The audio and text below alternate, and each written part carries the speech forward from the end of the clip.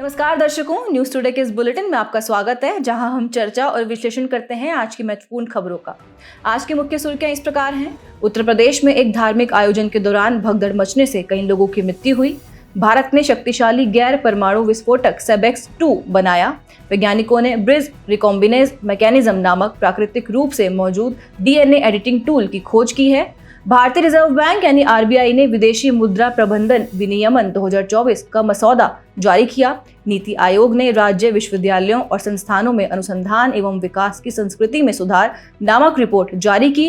UNESCO ने नए विश्व मृदा स्वास्थ्य सूचकांक यानी वर्ल्ड सॉइल हेल्थ इंडेक्स की घोषणा की। चलिए बुलेटिन की शुरुआत करते हैं और रुक करते हैं आज की पहली मुख्य खबर की ओर। उत्तर प्रदेश में एक धार्मिक आयोजन के दौरान भगदड़ मचने से कई लोगों की मृत्यु हुई। आपको बता दें, भगदड़ का आशय उस स्थिति से है जब भीड़ की व्यवस्थित आवाजाही में किसी कारणवश व्यवधान उत्पन्न हो जाता है, जिससे लोग अनियंत्रित होकर इधर उधर भागने लगते हैं। इसके परिणाम स्वरूप कई लोग घायल हो जाते हैं और गंभीर स्थिति में उनकी मृत्यु भी हो जाती है। भारत में भगदड़ से जुड़ी कुछ प्रमुख दुर्घटनाएं भी हैं, जैसे कि सबरीमाला भगदड़ 2011 और कालकाजी मंदिर का चबूतरा ढहने की घटना 2024 आदि। चलिए भगदड़ यानी क्राउड डिजास्टर्स के लिए जिम्मेदार कारण जानते हैं। पहला है बैरिकेड्स का टूटना, फिसलन भरी सड़कें, दुर्गम क्षेत्र आदि। दूसरा है आगजनी या बिजली का गिरना, अग्नि संहिता का उल्लंघन, अग्निशामक यंत्रों की अनुपलब्धता आदि। उदाहरण के लिए 1997 में अग्नि संहिता के उल्लंघन के कारण उपहार सिनेमा में अग्निकांड की घटना घटित हुई थी। भीड़ को नियंत्रित करने के लिए कम सुरक्षा कर्मियों की तैनाती, सीसीटीवी का अभाव आदि, और एजेंसियों जैसे जिला मजिस्ट्रेट, अग्निशमन सेवा आदि के बीच समन्वय का अभाव इत्यादि। आपको बता दें कि भीड़ प्रबंधन एक लोक सुरक्षा कार्य है। इसके तहत भीड़ संबंधी आपदाओं, झगड़े या दंगों आदि के प्रकोप को रोकने के लिए भीड़ को प्रबंधित किया जाता है। खबर के आखिर में भीड़ प्रबंधन पर राष्ट्रीय आपदा प्रबंधन प्राधिकरण के दिशा निर्देश भी जान लेते हैं। पहला है क्षमता योजना। इसका उद्देश्य यह सुनिश्चित करना है कि कार्यक्रम के लिए अवसंरचना और अन्य सुविधाओं की व्यवस्था कार्यक्रम की लोकप्रियता, उसकी अवधि, स्थानीय मौसम, क्षेत्र, स्थानीय आबादी आदि के आधार पर करना चाहिए। स्थानीय सरकार को कार्यक्रम की मौजूदा क्षमता और अन्य आवश्यक जरूरतों का निर्धारण करके कार्यक्रम के लिए सेफ्टी कोड बनाना चाहिए। जोखिम विश्लेषण और तैयारी की बात करें तो कार्यक्रम के आयोजक या इसकी योजना बनाने वाले द्वारा कार्यक्रम में किसी भी प्रकार के संभावित खतरे और जोखिमों का विश्लेषण किया जाना चाहिए। और अंतिम है सूचना प्रसार। आयोजन स्थल पर आने वाले आगंतुकों के साथ निरंतर संवाद करना चाहिए और उन्हें उचित जानकारी प्रदान करनी चाहिए। बढ़ते हैं अगली मुख्य खबर की ओर। भारत ने शक्तिशाली गैर परमाणु विस्फोटक सेबेक्स-2 बनाया। सेबेक्स-2 विस्फोटक को सोलर इंडस्ट्रीज की सहायक company economic explosives limited (EEL) ने मेक इन इंडिया पहल के तहत बनाया है। इसे भारतीय नौसेना ने प्रमाणित किया है। सेबेक्स-2 को नई विधि से तैयार किया गया है। ये विश्व में सबसे शक्तिशाली गैर परमाणु विस्फोटकों में से एक है। नई विधि से तैयार सेबेक्स-2 का परीक्षण नौसेना की रक्षा निर्यात संवर्धन योजना DEPS के तहत किया गया है। कुछ रिपोर्ट्स के अनुसार भारतीय नौसेना ने सिटबैक्स-1 थर्मोबैरिक विस्फोटक और सिमैक्स-4 को भी प्रमाणित किया है। चलिए अब सेबेक्स-2, सिटबैक्स-1 और सिमैक्स-4 के बारे में विस्तार से समझने का प्रयास करते हैं। सेबेक्स-2 हाई मेल्टिंग एक्सप्लोजिव HMX पर आधारित है। ये एक मानक ट्राइनाइट्रोटोल्यूइन यानी TNT की तुलना में लगभग 2.01 गुना घातक है। ट्राइनाइट्रोटोल्यूइन एक प्रकार का विस्फोटक है। इसका उपयोग सैन्य गोले, बम और ग्रेनेड में, औद्योगिक उपयोग में तथा पानी के नीचे चट्टानों को विस्फोट के जरिए तोड़ने में किया जाता है। डेंटेक्स या टॉरपेक्स जैसे पारंपरिक विस्फोटक TNT की तुलना में 1.25 से 1.30 गुना तक अधिक घातक होते हैं। डेंटेक्स या टॉरपेक्स जैसे पारंपरिक विस्फोटक का उपयोग आमतौर पर पारंपरिक वॉरहेड्स, हवाई बम और अलग अलग प्रकार के गोला बारूद में किया जाता है। सिटबैक्स-1 यानी थर्मोबैरिक विस्फोटक गहन ऊष्मा के साथ अधिक अवधि का विस्फोट उत्पन्न करता है। ये दुश्मन के बंकरों, सुरंगों और अन्य किलेबंद स्थानों को निशाना बनाने में अधिक उपयोगी है। थर्मोबैरिक विस्फोटक संरचना में फ्यूल प्रचुर मात्रा में होता है। ये अधिक क्षमता वाले पारंपरिक विस्फोटकों की तुलना में अधिक समय तक उच्च तापमान और अधिक दबाव बनाने में सक्षम है। सिमेक्स 4 ऐसा गोला बारूद या म्यूनिशन है जिसे मानक विस्फोटकों की तुलना में भंडारित करना, किसी अन्य जगह ले जाना और हैंडलिंग करना अधिक सुरक्षित है। मानक विस्फोटकों के गलती से विस्फोट होने की संभावना अधिक होती है। चलिए बढ़ते हैं आज की अगली मुख्य खबर की तरफ। वैज्ञानिकों ने ब्रिज रिकॉम्बिनेंस मैकेनिज्म नामक प्राकृतिक रूप से मौजूद डीएनए एडिटिंग टूल की खोज की है। ब्रिज रिकॉम्बिनेंस मैकेनिज्म यानी BRM गतिमान जेनेटिक तत्वों यानी मोबाइल जेनेटिक एलिमेंट्स या जंपिंग जीन पर आधारित होती हैं। ये जंपिंग जीन डीएनए के एक हिस्से से खुद को अलग करके दूसरे हिस्से में जुड़ सकते हैं। इस प्रकार ये जीन किसी जीव के डीएनए अनुक्रम को बदल सकते हैं। ये जीन सभी प्रकार के जीवधारियों में मौजूद होते हैं। आपको बता दें कि जंपिंग जीन डीएनए के ही खंड होते हैं। इनमें रिकॉम्बिनेज एंजाइम के साथ साथ जीन के सिरों पर डीएनए के अतिरिक्त खंड होते हैं, जिसके चलते ये जीन डीएनए से जुड़ जाते हैं और डीएनए अनुक्रम में कुछ बदलाव भी कर देते हैं। जीन एडिटिंग से किसी जीवित सजीव में डीएनए अनुक्रम को जोड़कर या हटाकर उसके जेनेटिक मटेरियल में बदलाव किया जाता है। इसका उद्देश्य पादप या प्राणी की कुछ विशेषताओं में सुधार करना या जेनेटिक रोग को दूर करना होता है। चलिए खबर की बेहतर समझ के लिए ब्रिज रिकॉम्बिनेंस मैकेनिज्म के बारे में जानते हैं। जंपिंग जीन के सिरों पर डीएनए के अतिरिक्त खंड होते हैं। ये अतिरिक्त खंड रिकॉम्बिनेंस प्रक्रिया के दौरान एक साथ जुड़ सकते हैं। इससे डीएनए की संरचना में बदलाव हो सकता है। यह परिवर्तन अंततः डबल हेलिक्स वाले डीएनए को सिंगल स्ट्रैंडेड आरएनए मॉलिक्यूल्स में परिवर्तित कर देता है। ये ब्रिज आरएनए मॉलिक्यूल्स स्वयं को डीएनए खंड में अपने मूल स्थान यानी डोनर और डीएनए खंड में किसी नए स्थान यानी टारगेट दोनों से जुड़ सकते हैं। इससे डीएनए में अपेक्षित बदलाव किए जा सकते हैं। इसमें डोनर और टारगेट लूप को अलग अलग प्रोग्राम किया जा सकता है। इससे डीएनए में नए अनुक्रमों को जोड़ने या रिकम्बाइन करने में आसानी होती है। ब्रिज रिकॉम्बिनेंस मैकेनिज्म के महत्व की अगर बात करें तो यह शोधकर्ताओं को बहुत लंबे डीएनए अनुक्रमों पर जीन को पुनर्व्यवस्थित, रिकम्बाइन, इन्वर्ट और स्थानांतरित करके अलग जीन एडिटिंग करने में सक्षम बनाता है। इससे बीमारियों से लड़ने के लिए अधिक सटीक जीन एडिटिंग चिकित्सा और उपचारों का विकास हो सकता है। खबर के अंत में अन्य जीन एडिटिंग प्रौद्योगिकियों को भी जान लेते हैं। पहला है CRISPR-Cas9। इसमें वैज्ञानिक डीएनए स्ट्रैंड में सटीक स्थान से डीएनए के छोटे खंड को काट सकते हैं और नए खंड को जोड़ सकते हैं। दूसरा है TALE न्यूक्लियसिस यानी TALEN transcription activator like effector nucleus is यानी TALEN एक प्रकार के इंजीनियर्ड न्यूक्लियसिस हैं।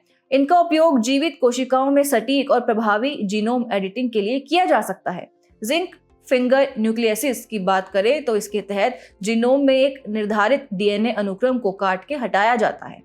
इससे कोशिकीय मरम्मत प्रक्रियाएं सक्रिय हो जाती हैं। मरम्मत प्रक्रिया के दौरान कोशिका को डीएनए अनुक्रम के कटे हुए स्थान पर निर्धारित बदलाव करने के लिए निर्देशित किया जा सकता है। और आखिरी है RNA इंटरफेस यानी RNAi। इसमें जीन एक्सप्रेशन को अवरुद्ध या सक्रिय करने के लिए RNA अणुओं को लक्षित किया जाता है। बढ़ते हैं अगली मुख्य खबर की ओर। भारतीय रिजर्व बैंक ने विदेशी मुद्रा प्रबंधन विनियमन 2024 का मसौदा जारी किया। आरबीआई ने विदेशी मुद्रा प्रबंधन वस्तुओं और सेवाओं का निर्यात और आयात विनियम 2024 का मसौदा एवं संबंधित निर्देश जारी किए हैं। इन पर आम लोगों से सुझाव मांगे गए हैं। ये मसौदा और निर्देश विदेशी मुद्रा प्रबंधन अधिनियम 1999 की धारा 47 के तहत जारी किए गए हैं। चलिए खबर की शुरुआत में मुख्य मसौदा विनियमों पर एक नजर डालते हैं। प्रत्येक निर्यातक को निर्दिष्ट प्राधिकारी जैसे आरबीआई या अधिकृत बैंक के समक्ष वस्तुओं या सेवाओं का पूर्ण निर्यात मूल्य प्रकट करने वाली राशि का विवरण देने वाला एक घोषणा पत्र प्रस्तुत करना होगा। वस्तुओं और सेवाओं का पूर्ण निर्यात मूल्य बताने वाली राशि निर्दिष्ट प्राधिकारी द्वारा प्राप्त की जाएगी तथा शिपमेंट और इनवॉइस की तारीख से 9 महीने के भीतर भारत को वापस कर दी जाएगी। अधिकृत डीलर उचित और पर्याप्त कारण मौजूद होने पर 9 महीने की अवधि को बढ़ा सकता है। सोने और चांदी के आयात के मामले में आयातकों को अग्रिम रूप से राशि भेजने की अनुमति नहीं दी जाएगी। वैसे आरबीआई की विशेष मंजूरी से अग्रिम राशि भेजी जा सकती है। मसौदा विनियमों के महत्व की बात करें तो ये कदम विशेष रूप से लघु निर्यातकों और आयातकों के लिए व्यवसाय करना आसान बनाएगा। यह अधिकृत डीलर बैंकों को अपने विदेशी मुद्रा ग्राहकों को त्वरित और बेहतर तरीके से सेवा प्रदान करने में सशक्त बनाएगा और साथ ही ये नए विनियम फेमा के तहत विदेशी मुद्रा लेन देन को नियंत्रित करने वाली प्रगतिशील उदारीकरण नीतियों के अनुरूप है। वहीं विदेशी मुद्रा प्रबंधन अधिनियम 1999 का उद्देश्य भारत में विदेशी मुद्रा बाजार के व्यवस्थित विकास और रखरखाव को बढ़ावा देना है। इसके लिए ये विदेशी मुद्रा से संबंधित कानून को व्यवस्थित और संशोधित करता है तथा विदेशी व्यापार एवं भुगतान की सुविधा प्रदान करता है। इस अधिनियम के तहत मामलों की जांच के लिए प्रवर्तन निदेशालय की भी स्थापना की गई है। इसी के साथ बढ़ते हैं आज की अगली मुख्य खबर की तरफ। नीति आयोग ने राज्य विश्वविद्यालयों और संस्थानों में अनुसंधान एवं विकास की संस्कृति में सुधार नामक रिपोर्ट जारी की। शुरुआत करते हैं और सबसे पहले जानते हैं भारत में अनुसंधान एवं विकास यानी R&D इकोसिस्टम की स्थिति के बारे में। अनुसंधान एवं विकास पर सकल व्यय यानी ग्रॉस एक्सपेंडिचर ऑन R&D 2010-11 में 60,197 करोड़ रुपए था। यह 2020-21 में दोगुने से अधिक यानी 1,27,381 करोड़ रुपए हो गया था। 2020-21 के दौरान अनुसंधान एवं विकास पर सकल व्यय में मुख्य रूप से सार्वजनिक क्षेत्रकों जैसे केंद्र सरकार ने 43.7%, राज्य सरकारों ने 6.7% और उच्चतर शिक्षा संस्थानों ने 8.8% योगदान दिया है। शैक्षणिक संस्थानों में अनुसंधान एवं विकास के महत्व को अगर समझें तो अनुसंधान एवं विकास के माध्यम से शैक्षणिक संस्थान रचनात्मकता और नवाचार के केंद्र बन जाते हैं। यह उद्योग जगत के लिए आवश्यक कौशलों के अनुसार पाठ्यक्रम विकास को बढ़ावा देता है। स्वास्थ्य सेवा, पर्यावरणीय संधारणीयता आदि से संबंधित मुद्दों का समाधान प्रदान करके सामाजिक चुनौतियों का समाधान करता है। आगे बढ़ते हैं और शैक्षणिक संस्थानों में अनुसंधान एवं विकास प्रणाली से संबद्ध चुनौतियों पर भी एक नजर डालते हैं। भारत ने 2020-21 के दौरान सकल घरेलू उत्पाद का केवल 0.64% अनुसंधान एवं विकास पर खर्च किया था।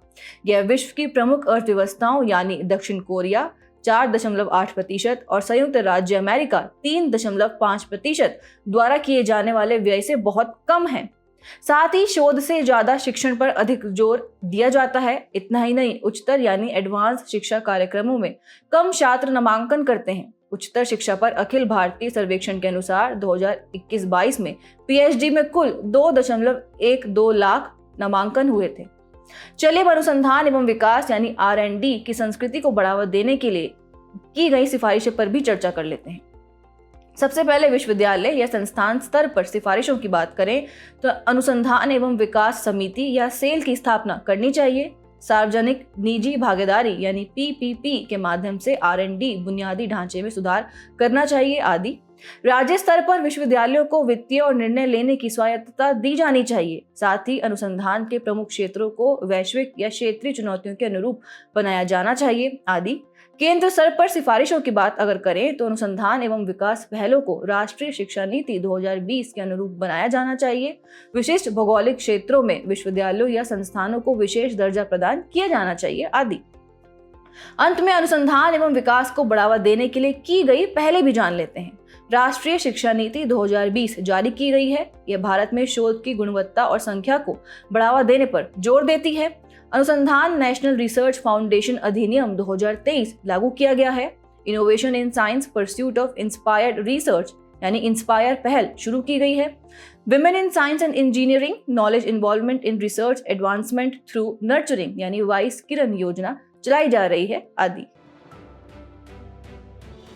बढ़ते हैं अगली मुख्य खबर की ओर। यूनेस्को ने नए विश्व मृदा स्वास्थ्य सूचकांक यानी वर्ल्ड सॉइल हेल्थ इंडेक्स की घोषणा की।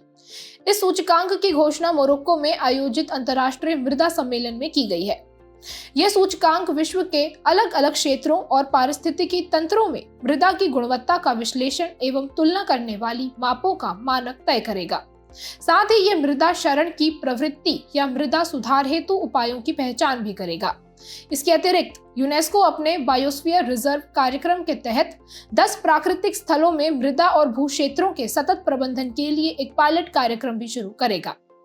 इस पायलट कार्यक्रम का लक्ष्य इन 10 स्थलों पर उपयोग किए जाने वाले प्रबंधन के तरीकों के प्रभाव का आकलन करना है। साथ ही ये कार्यक्रम ये भी सुनिश्चित करेगा कि विश्व के अन्य भागों में इससे जुड़ी सर्वोत्तम कार्य पद्धतियों को विकसित और लागू किया जाए।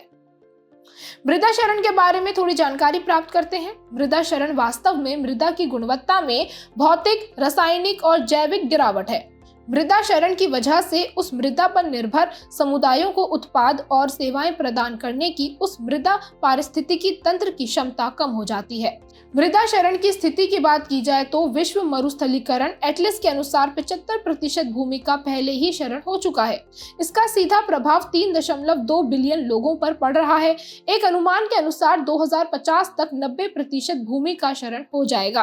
भारत में लगभग 32% भूमि क्षरित हो रही है और 25% भूमि मरुस्थलीकरण की प्रक्रिया से गुजर रही है। मृदा क्षरण के लिए जिम्मेदार कारक है वनों की कटाई, कृषि की असंधारणीय विधियां, औद्योगिक प्रदूषण, वायु, जल जैसे प्राकृतिक स्रोतों का प्रदूषण आदि। मृदा क्षरण के कुछ नकारात्मक प्रभावों की बात करें तो मृदा क्षरण से मृदा की उर्वरता कम हो जाती है। इससे पौधों की वृद्धि और कृषि उत्पादन में कमी आती है। मृदा में भंडारित कार्बन का वायुमंडल में उत्सर्जन हो जाता है। इससे ग्रीन हाउस गैस उत्सर्जन और जलवायु परिवर्तन में वृद्धि होती है। साथ ही इससे मृदा के लिए लाभकारी सूक्ष्म जीवों की संख्या में भी कमी आती है। यहाँ ध्यान देने योग्य बात यह है कि सूक्ष्म जीव पोषक चक्र, कीट नियंत्रण और पौधों की वृद्धि में योगदान देते हैं। मृदा क्षरण की रोकथाम के लिए शुरू की गई पहलों पर भी एक नजर डालते हैं। पहले बात करते हैं वैश्विक पहलों की। संयुक्त राष्ट्र मरुस्थलीकरण रोकथाम कन्वेंशन UNCCD के तहत लैंड डिग्रेडेशन न्यूट्रलिटी पहल शुरू की गई है। बॉन्ड चैलेंज शुरू किया गया है। इसका उद्देश्य 2030 तक 350 मिलियन हेक्टेयर क्षरित भूमि और वनों की कटाई वाले भू क्षेत्रों को वापस उनकी पुरानी प्राकृतिक स्थिति में बहाल करना है। और संयुक्त राष्ट्र खाद्य और कृषि संगठन FAO ने global soil partnership action plan 2022 से 2030 शुरू किया है। आखिर में भारत द्वारा शुरू की गई पहलों पर भी एक नजर डालते हैं। मृदा स्वास्थ्य कार्ड योजना शुरू की गई है। राष्ट्रीय सतत कृषि मिशन चलाया जा रहा है और परंपरागत कृषि विकास योजना जैसी जैविक खेती हेतु पहलें चलाई जा रही हैं आदि। चलिए बुलेटिन के आखिर में बढ़ते हैं आज की संक्षिप्त सुर्खियों की तरफ। हाल ही में विपक्षी नेताओं के भाषण के कुछ अंश संसद के रिकॉर्ड से हटा दिए गए। रिकॉर्ड से भाषण को हटाना का अर्थ है संसद सदस्य के भाषण के किसी अंश के अपमानजनक या अभद्र या असंसदीय या अशोभनीय होने के कारण संसद की कार्यवाही या रिकॉर्ड से उन शब्दों, वाक्यांशों या अभिव्यक्तियों को हटाना। कोयला और खान मंत्री ने नई दिल्ली के शास्त्री भवन में जिला खनिज प्रतिष्ठान गैलरी का उद्घाटन किया। खान और खनिज विकास और विनियमन संशोधन अधिनियम 2015 में इसके गठन संबंधी प्रावधान किए गए हैं। जिला खनिज प्रतिष्ठान का उद्देश्य खनिजों के खनन से संबंधित कार्यों से प्रभावित व्यक्तियों और संबंधित क्षेत्रों के हितों एवं लाभ का ध्यान रखना है। UNCRPD के पक्षकार देशों के सम्मेलन का 17वां सत्र न्यूयॉर्क में आयोजित हुआ। इस सत्र की थीम थी वर्तमान अंतर्राष्ट्रीय स्तर पर और भविष्य के शिखर सम्मेलन से पहले दिव्यांगजनों के समावेशन पर पुनर्विचार। UNCRPD को 2006 में न्यूयॉर्क में अपनाया गया था और यह 2008 में लागू हुआ था। नोमैडिक एलिफेंट भारत और मंगोलिया की सेनाओं के बीच आयोजित संयुक्त सैन्य अभ्यास है। इस वर्ष यह मेघालय में आयोजित हो रहा है। मैत्री अभ्यास भारत और थाईलैंड के बीच आयोजित संयुक्त सैन्य अभ्यास है। इस वर्ष यह अभ्यास थाईलैंड में आयोजित हो रहा है। वैज्ञानिकों ने एक रेगिस्तानी काई सिंट्रीचिया कैनिनर्विस की खोज की है। यह काई मंगल ग्रह जैसी पर्यावरणीय स्थितियों का सामना करने में सक्षम है। काई टेक्सोनोमिक डिवीजन ब्रायोफाइटा में छोटे व गैर संवहनी फूल रहित पादप हैं। आकाशीय बिजली गिरने से होने वाली मौतों को रोकने के लिए उड़ीसा सरकार ने पाम वृक्ष लगाने का निर्णय लिया है। यह उष्णकटिबंधीय वन पारिस्थितिकी तंत्र के अंतर्गत उगता है। नारियल, ऑयल पाम, सुपारी, पल्मायरा आदि पाम वृक्ष की किस्में हैं। भारत ने पहली स्वदेशी एंटी रेडिएशन मिसाइल रुद्रम 1 का सफल परीक्षण किया। यह मिसाइल रक्षा अनुसंधान एवं विकास संगठन यानी DRDO ने भारतीय वायुसेना IAF के लिए विकसित की है। यह हवा से सतह पर मार करने में सक्षम है। पिछले महीने institute of electrical and electronics engineers IEEE ने ग्रामीण क्षेत्रों में वहनीय ब्रॉडबैंड सेवा उपलब्ध करने के लिए IEEE 2061-2024 स्टैंडर्ड को मंजूरी दी है। यह IIT बॉम्बे के एक शोध समूह द्वारा विकसित समाधानों पर आधारित है। भौतिकविदों ने टॉप क्वार्ट्ज के द्रव्यमान का अब तक का सबसे सटीक अनुमान बताया है। क्वार्ट्ज भौतिकी के स्टैंडर्ड मॉडल के तहत वर्णित दो बुनियादी प्रकार के मौलिक कणों में से एक है। दूसरा बुनियादी मौलिक कण लेप्टान है। हाल ही में नासा के मार्स ओडिसी ऑर्बिटर ने मंगल ग्रह पर स्थित सौर मंडल के सबसे बड़े ज्वालामुखी ओलंपस मॉन्स की फोटो ली है। मार्स ओडिसी मिशन 2001 में लॉन्च किया गया था। यह सबसे लंबी अवधि वाला लगातार सक्रिय ऑर्बिटल मिशन है। मार्स ओडिसी का उद्देश्य मंगल की उथली उपसतह में हाइड्रोजन की प्रचुरता का पता लगाना है। जाने से पहले आपकी समझ की परीक्षा के लिए डालते हैं एक नजर हमारे स्पेशल सेगमेंट प्रश्नोत्तरी पर।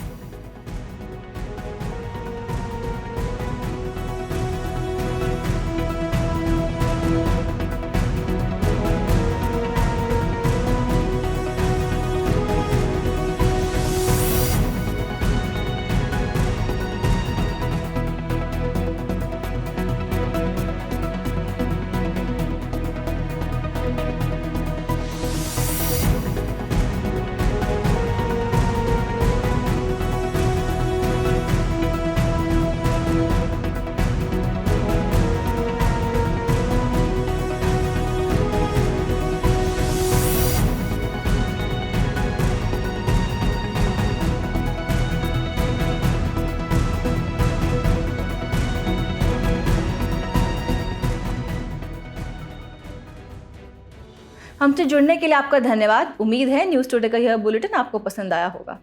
न्यूज़ टुडे की पीडीएफ को डाउनलोड करने के लिए और आज की क्विज के उत्तर के लिए डिस्क्रिप्शन में दिए गए लिंक्स पर क्लिक कीजिए।